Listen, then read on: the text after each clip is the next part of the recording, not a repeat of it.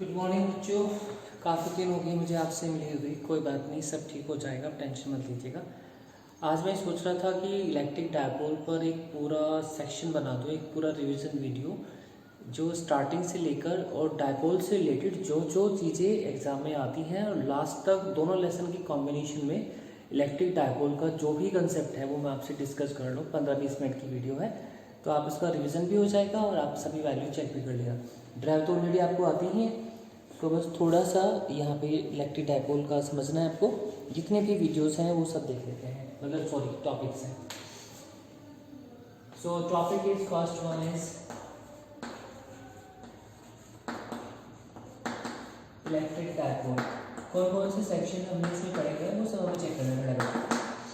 So what is electric dipole, फटाफट दिखते जाते हैं। फर्स्ट पॉइंट, इलेक्ट्रिक डायपोल में it is a pair of equal and opposite charge separated by a small distance is called electric dipole. This is center. Its separation is 2a. This is electric dipole. बहुत ही small distance लेना है. Second point electric dipole moment. Dipole moment क्या होता है? Dipole moment is nothing but it is the strength of electric field. इसको हम P से represent करते हैं आइदर चार्ज मल्टीप्लाई दोनों चार्ज के बीच का सेपरेशन। ये सिर्फ 12th वाले बच्चों के लिए है जिनको पता है। इसका यूनिट क्या होता है याद होगा आपको, कूलम मीटर, ऐसा यूनिट। इसके बाद ये डायपोल मोमेंट हो गया और इसकी direction, always direction of dipole moment negative charge to positive charge. मतलब जैसे डायपोल मैं बना रहा हूँ यहाँ पर देखिएगा, ये माइनस क्यू चार्ज है और ये प्लस क्यू चार्ज है और इसकी डायरेक्शन हमेशा नेगेटिव टू पॉजिटिव होगी, ऐसे। उसके बाद हमें निकालना है एक डायपोल मोमेंट जो बन गया। उसके बाद इलेक्ट्रिक डायपोल के एक्सियल में और इक्वेटोरियल पर इलेक्ट्रिक फील्ड कितना होता है वो बस डायग्राम मैं आपको एक्सप्लेन करूँगा यहाँ पर। और वैल्यूज देखिए, हेडिंग हो गया electric field eight N axial point of electric dipole minus Q and plus Q. उसके बाद यहाँ पर ये एक्सियल लाइन होती है और ये सेपरेशन हो गया 2a। इस पॉइंट पर हमें इलेक्ट्रिक फील्ड निकालना है। प्लस क्यू की चार्ज की वजह से इलेक्ट्रिक फील्ड बाहर हो गया E1, इसकी वजह से अंदर को आ गया E2। नेट इलेक्ट्रिक फील्ड बाहर को ही होगा डायपोल मोमेंट की डायरेक्शन में, और वो नेट इलेक्ट्रिक फील्ड होगा 1/4 pi epsilon not 2p upon r3। इतना इलेक्ट्रिक फील्ड होगा। इसके बाद हम चल रहे हैं इसके इक्वेटोरियल लाइन पर। इक्वेटोरियल लाइन पर कितना इलेक्ट्रिक फील्ड होने वाला है, चलिए देखते हैं। So this is a dipole minus q charge. आपको याद होगा इक्वेटोरियल लाइन में शायद एक्सियल के कंपेयर में हाफ होता है, क्यों बच्चे, याद है ना? तो यहाँ पर मैं डायग्राम एक्सप्लेन करूँगा सिर्फ। ये हम ऐसे 2a लेते थे, ये एंगल थीटा, ये एंगल थीटा, ये डिस्टेंस r। इस प्लस क्यू की वजह से मैं एक बार देख लूँ ये वीडियो में आ रहा कि नहीं आ रहा, थोड़ा ऊपर जा रखा है। फॉर अ मोमेंट में यहाँ बना देता हूँ इसको। प्लस क्यू की वजह से इलेक्ट्रिक फील्ड ये बाहर को जाता हुआ E1, ये अंदर को आता हुआ दैट इज E2 और रिजल्टेंट आगे यहाँ से। और फिर हमने इस E1, ये एंगल थीटा हुआ था और ये एंगल थीटा, इस E1 की रेक्टेंगल कंपोनेंट ब्रेक किए थे यहाँ पर E1 साइन थीटा, और इस पर कितना आया था E1 कोस थीटा। फिर इसके कंपोनेंट ब्रेक किए थे, एक तो नीचे को आया था E2 साइन थीटा और यहाँ पर क्या आया था E2 कोस थीटा।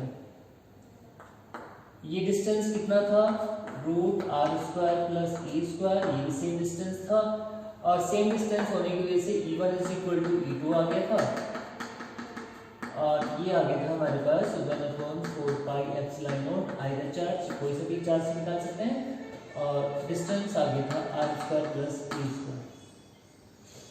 फिर हमने ये दोनों वर्टिकल कंपोनेंट कैंसिल आउट हो गए थे। Total electric field at this point E equatorial.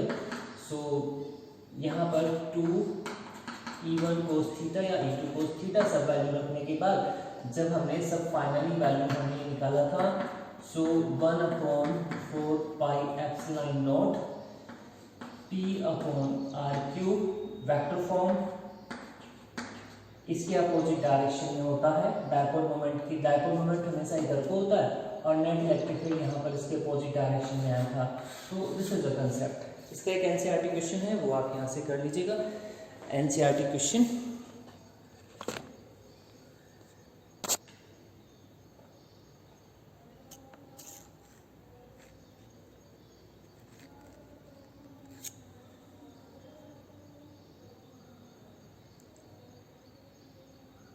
Okay अब हम चलते हैं नेक्स्ट टॉपिक पर। इसी का नेक्स्ट टॉपिक मैं सारे टाइप में तुम बोलोगा भी। Torque on a dipole when it is placed in a uniform electric field, in a uniform electric field। फटाफट रिमाइंड करो, रिकॉल करो। ये यूनिफॉर्म इलेक्ट्रिक फील्ड हमने ऐसे लिया था ना, ऐसे लेते हैं। इसके अंदर फटाफट एक डायपोल रखो, यहाँ पर -q चार्ज, यहाँ पर आपका +q चार्ज। इस पर कितना फोर्स लगा था सोचो फटाफट, कॉपी उठा लो अपनी, उसको लिखते चले जाओ।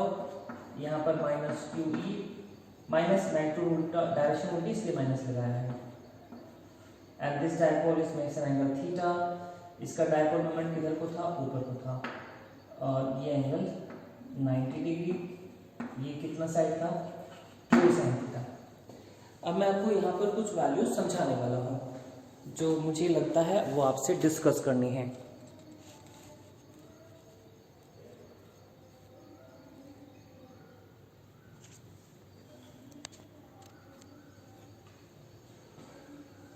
Okay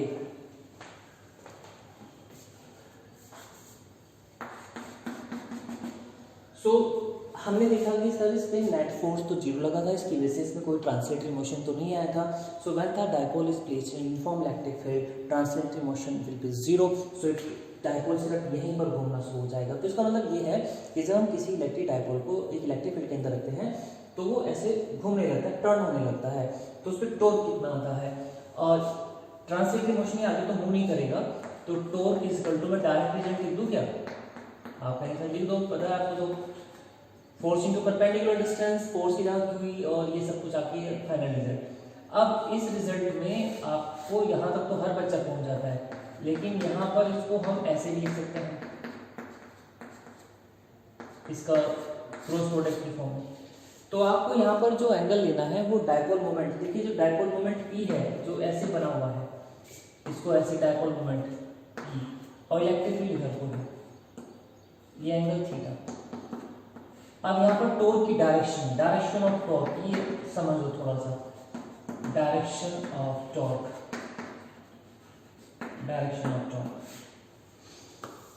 right hand thumb rule से निकाल सकते हैं direction of torque always perpendicular to the P cross E, मतलब P और E के प्लेन के परपेंडिकुलर होगा। राइट हैंड थंब रूल लगा लो, अगर आप P क्रॉस E कर रहे हैं, ऐसे घुमा रहे हैं, तो डायपोल को ऐसे घुमा रहे हैं तो टॉर्क अंदर को लगेगा। देखिए ऐसे, इसको ऐसे बना लो ना, यहाँ पे ये देखो ऐसे एरो बना दो, P क्रॉस E, थंब अंदर को जा रहा है, टॉर्क अंदर को होगा। Right, so it is a direction of torque. Direction Fleming electric rule से भी आप निकाल सकते हैं, राइट हैंड रूल से भी निकाल सकते हैं। अब बच्चों इसकी जो इंपॉर्टेंट सिचुएशन है, सिचुएशन नंबर फर्स्ट, जो मुझे थोड़ा सा स्टे करके आपको बतानी चाहिए। फर्स्ट देखिए, अगर ये इलेक्ट्रिक फील्ड है और ये डायपोल ऐसे रख दिया आपने, इलेक्ट्रिक फील्ड की डायरेक्शन -q यहाँ पर है, +q यहाँ पर है, इसका डायपोल मोमेंट आपको हमेशा एंगल P के साथ लेना V का। तो इसका डायपोल मोमेंट इधर को है और इलेक्ट्रिक फील्ड इधर को है, तो दोनों के बीच में थीटा कितना लगा है, यहाँ पर 0 लगा हुआ है। सो जब थीटा 0 है तो यहाँ पर टॉर्क कितना आ जाएगा, sin 0 0 होता है, 0 आ जाएगा। This is stable condition.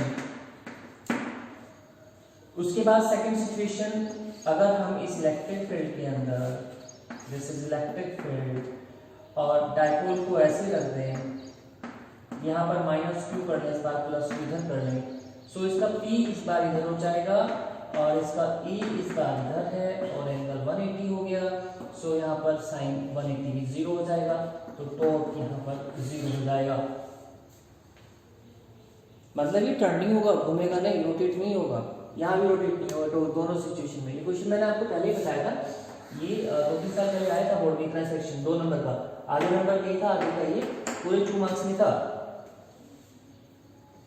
Third situation, so dipole को अगर हम परपेंडिकुलर रखें इलेक्ट्रिक फील्ड के अंदर, परपेंडिकुलर कैसे रखेंगे, इस टाइप से रखेंगे।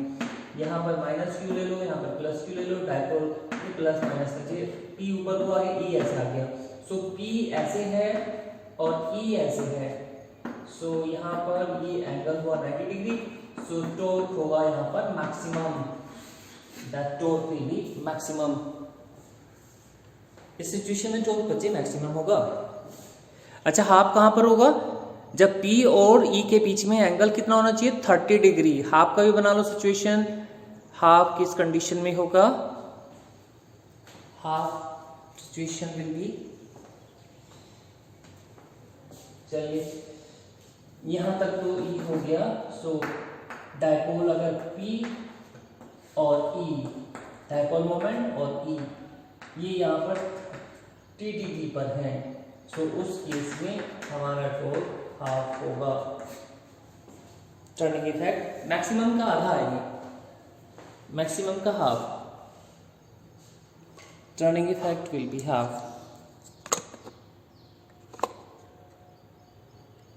Turning effect will be half. Okay, चलिए अब ये टॉर्क का फर्स्ट सेक्शन तो खत्म हो गया। अब इसके न्यूमेरिकल देख लें, एक्चुअल के, ट्यूल के, जो भी आपके सामने आते हैं वो सब चेक कर लें। उसके बाद हम पहुंच के डायपोल का सेक्शन आगे नेक्स्ट लेसन में आता है। फर्स्ट लेसन में तो इतना ही है। फर्स्ट नेक्स्ट में आगे इलेक्ट्रिक पोटेंशियल। सो बच्चों, this is a dipole, here is a minus q charge and here is a plus q charge and this is a point O and separation is 2a, right. और ये distance में लगा भूल गए थे, किधर, चलो बाद में देखते हैं। सो इसके एक्सियल में पोटेंशियल कितना होगा, यहाँ पर पोटेंशियल कितना होगा, रेज योर हैंड, तो आप उठाई नहीं कर सकते, चलो बताइए। So V is equal to 1/4 pi epsilon not P upon R square. So electric potential at the axial point of electric dipole P upon R square. और बच्चे इसके इक्विटोरियल पे कितना होगा, इक्विटोरियल लाइन पर 0 होगा ना, याद होगा आपको, minus Q plus Q, this line is equatorial line. यहाँ से और यहाँ से इक्वल डिस्टेंस है, नेगेटिव चार्ज है, पॉजिटिव चार्ज है, तो इस पॉइंट पर पोटेंशियल हमेशा 0 लिया जाता है, 0 ही होता है डायपोल के, राइट बच्चे। उसके बाद जब हम इससे आगे बढ़े, सो डायपोल के जर्नल पॉइंट पर electric potential at any general point, general point पे बताओ कैसे निकलेगा। मैं डायग्राम बनाऊंगा यहाँ पर, कैलकुलेशन आप खुद करेंगे। दिस इज एंगल थीटा,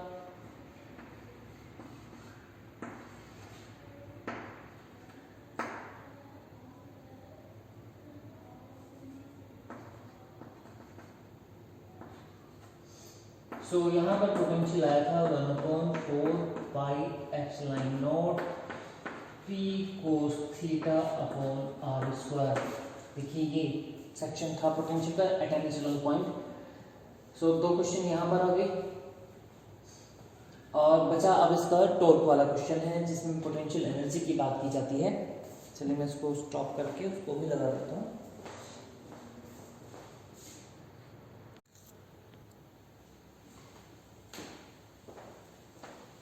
सो अगला इसमें स्टेप है कि कोई भी डायपोल को इलेक्ट्रिक फील्ड में रखने के बाद जब आप उसको टॉर्क प्रोड्यूस कराते हैं, उसमें टर्न कराते हैं, तो एक पोटेंशियल एनर्जी उसमें स्टोर होती है जो उसके वर्क डन की इक्वल होती है हमेशा। तो अब सिचुएशन आ गई electric potential energy of a dipole when it is placed in a uniform electric field. So dear student, this is a uniform electric field. देखिए आपका डायपोल का पूरा सेक्शन कंप्लीट हो गया बच्चों, और अगली वीडियो में मैं पर्टिकुलर ऐसे ही रिवीजन के हिसाब से कुछ ना कुछ लूँगा जो आपके लिए बेनिफिशियल रहेगा। तो दिस इज अ डायपोल और यहाँ पर हमारा चार्ज वही सेम, कितना फोर्स लगेगा यहाँ पर QE, और ये ऐसे आ गया, makes an angle theta. This is a dipole moment, right? Okay. So when this dipole is placed in a uniform electric field, it experiences a torque. So torque experienced by a dipole, torque is equal to PE sin theta, right? इतना torque लगता है, सही बात है। उसके बाद when this dipole is rotated through a small angle d theta, अगर थोड़ा सा इसको डिस्प्लेस किया जाए, एंगल d theta से रोटेट किया जाए, तो small work done will be there. So when this dipole is rotated through a small distance, small angle d theta, so small work done will be there.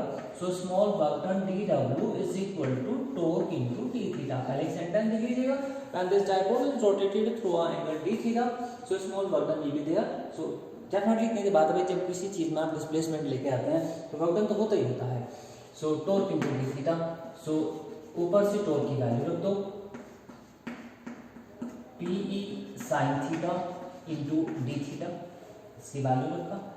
उसके बाद जब ये आ गया total work done, अगर आप इस डायपोल को θ1 से लेकर θ2 तक रोटेट कराते हैं, कहाँ से कहाँ तक रोटेट कराएंगे, θ1 to θ2 तक आप इस डायपोल को रोटेट कराते हैं, θ1 से θ2 तक डायपोल को रोटेट कराया।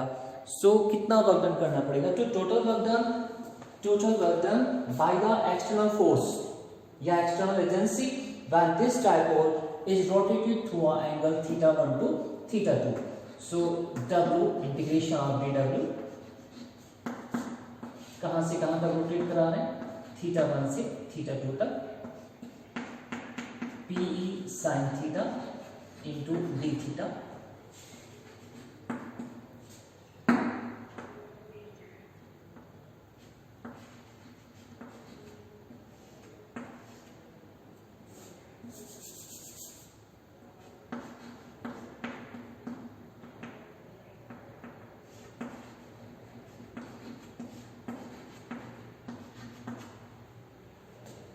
अपर limit minus lower limit,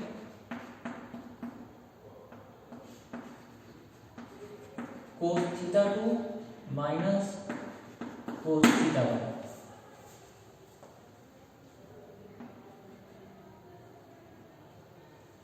minus, इसको थोड़ा सा चेंज कर लो,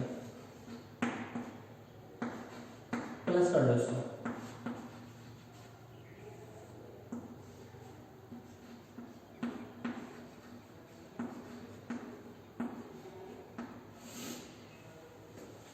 इतना वर्क डन करना पड़ेगा। अगर आप इस डायपोल को θ1 से θ2 तक रोटेट कराते हैं तो P cos θ1 माइनस cos θ2, चलिए ठीक है। और ये जो वर्क डन करना पड़ा वही से पोटेंशियल एनर्जी में स्टोर हो जाएगा, तो आप लिखेंगे this work done stored as electric potential energy, so we replace W in U। सो आप यहाँ पर W को U में रिप्लेस कर देंगे, this work done stored as a electric potential energy, this work done stored as electric potential energy, so we replace W in U, so we will write U is equal to PE cos θ1 minus cos θ2, equation जो भी बनता है। वैसे तो final result यही है, हमेशा बच्चों को इसको तो जरूर याद रखना चाहिए, सही बात है। अब यहाँ पर कुछ एंगल चेंज करते हैं, कुछ सिचुएशन क्रिएट करते हैं। सपोज θ1 हमने 0 मान लिया, इनिशियल सिचुएशन 0 डिग्री, और θ2 को मान लिया 0 से लेकर हम ऐसे θ तक रोटेट कर रहे हैं, θ1 0।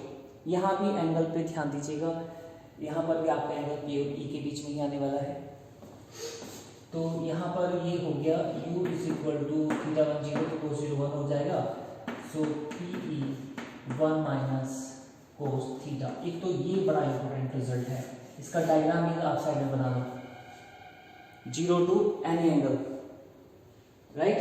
उसके बाद second situation, if θ1 is 90 degree and θ2 is theta, तो बताइए डायरेक्ट रिजल्ट लिख दूंगा मैं यहाँ पर, क्या था, minus PE cos theta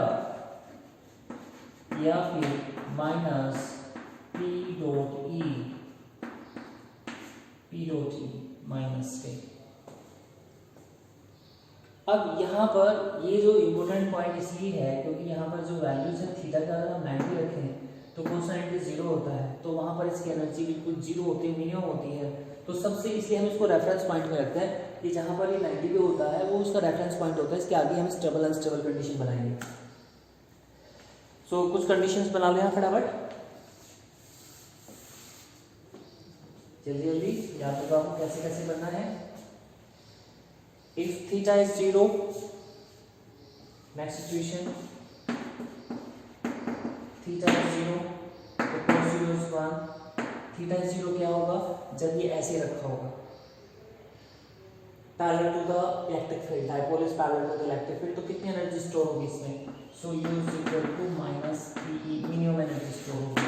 second situation, theta is 180, so 180 पे कितना आ जाएगा, ई आ जाएगा एनर्जी, और सी 90 पे कितना आ जाएगा, 90 पे आ जाएगा 90 0, मतलब 0 एनर्जी आ जाएगा। अब सिचुएशन देखो, डाइपोल अगर हम रखे हैं इसको ऐसे, देखिए डाइपोल अगर रखे हैं हम ऐसे, पॉजिटिव चार्ज इधर है, नेगेटिव इधर है, पॉजिटिव इधर है, तो इस पर माइनस पी एनर्जी है। ऐसे रखे हुए हैं तो यहाँ पर एनर्जी 0, उल्टा करके रखे हुए हैं तो यहाँ पर एनर्जी पी है। तो ये स्टेबल कंडीशन है, ये अनस्टेबल है, ये 0 एनर्जी है। Stable, this is stable, unstable और 0 एनर्जी।